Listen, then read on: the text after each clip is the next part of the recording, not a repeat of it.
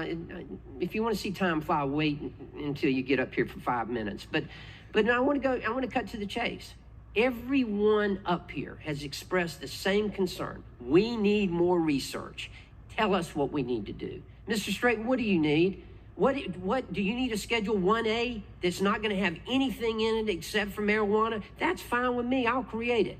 I'll legislate that. But tell me what it's going to take. Two things. Please. Two things. We have seen a 150% increase in the number of Schedule 1 marijuana researchers in the United States in the last 5 years. We are making progress. We want to do more, for sure.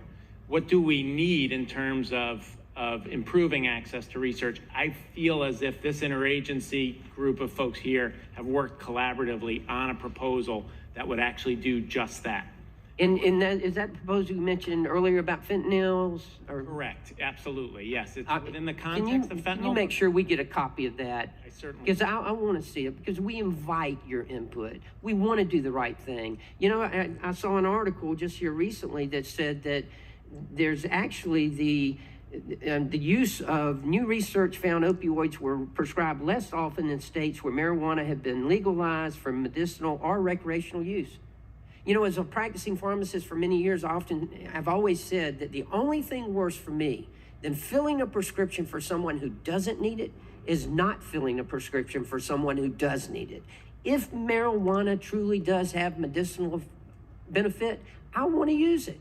I am adamantly opposed to the recreational use of it. I think it is a gateway drug, and it should not be used recreationally. But if there are benefits to it, I want it to be used. All we want here, everyone has expressed the same thing throughout this whole hearing. Tell us how we can get this research done. Tell us how we can find out. It is the epitome of ineptitude that the federal government has it scheduled as a Schedule 1 drug, and 11 states have approved it recreationally.